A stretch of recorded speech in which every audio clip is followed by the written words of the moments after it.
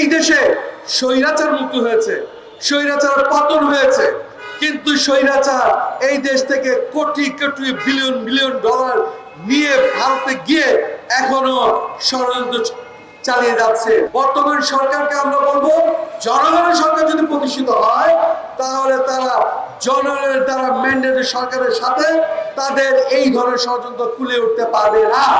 আমাদের দেশ নায়ক তারেক রহমান বিএনপির ভারপ্রাপ্ত চেয়ারম্যান তিনি আমাদের ৩ দফায় তার দল বানিয়েছেন।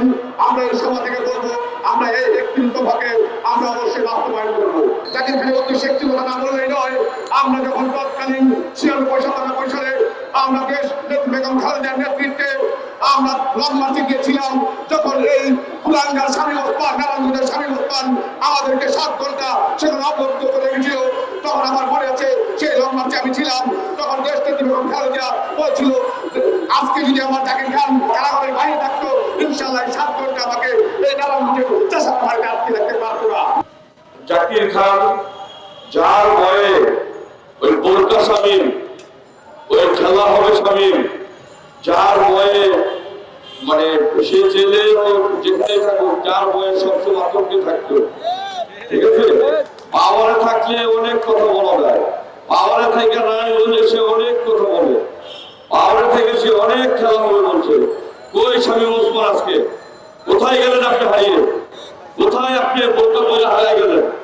আপনি কই? এত বড় খেলোয়াড় আপনি, খেলা হবে বললেন, এখন খেলতে আসেন। ওই জাকির খান তো পালাই যায়নি, জাকির খান এই দেশের মাটিতেই ছিল।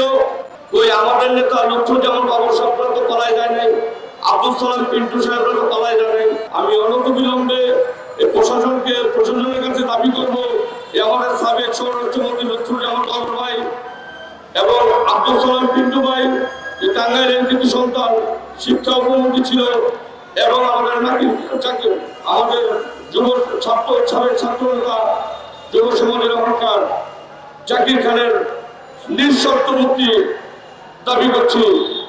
জুলাই ও আগস্টের অভ্যুত্থানের যে আকাঙ্ক্ষা ছিল মানুষের, স্বৈরাচার হাসিনার রোশনালের পরে যে সকল নেতারা অ্যারেস্ট হয়েছিলেন, হামলা মামলার শিকার হয়েছিলেন, সকল রাজবন্দীদের মুক্তির দাবিতে আমরা বাধ্য হয়েছি আজকে ২-৪টি কথা বলার জন্য। এই সরকার আসার পরে অন্ততপক্ষে দায়িত্ব নেবার পর থেকে তাদের মুক্তি দেওয়া উচিত ছিল, কিন্তু এই সরকার সেই মুক্তি দেয়নি। আপনারা জানেন, সাবেক শিক্ষা প্রতিমন্ত্রী আব্দুল সালাম পিন্টু ও সাবেক স্বরাষ্ট্র প্রতিমন্ত্রী লুৎফুজ্জামান বাবর এবং সাবেক ছাত্রনেতা নারায়ণগঞ্জের শামীম ওসমানের আতঙ্ক, জাকির খান ভাইয়ের এই মুক্তির দাবি আমাদের চাওয়ার প্রয়োজন হয় না, কারণ তারা এই সরকারের, এই বিগত সরকারের, পতিত সরকার খুনি হাসিনার সময় তারা ভয়ে তাদের আটকে রেখেছিল। গণতন্ত্র পুনরুদ্ধারের জন্য তারা সব সময় লড়াই করেছে, স্বাধীনতার সার্বভৌমত্বের জন্য তারা কথা বলেছে। এই আতঙ্কের জন্য পতিত সরকার তাদেরকে আটকিয়ে রেখেছিল। আমার কথা পরিষ্কার, লুৎফুজ্জামান বাবর, আব্দুল সালাম পিন্টু, জাকির খান তারা রাজনীতির প্রতিহিংসার শিকার হয়ে আজও কারাগারে আছেন।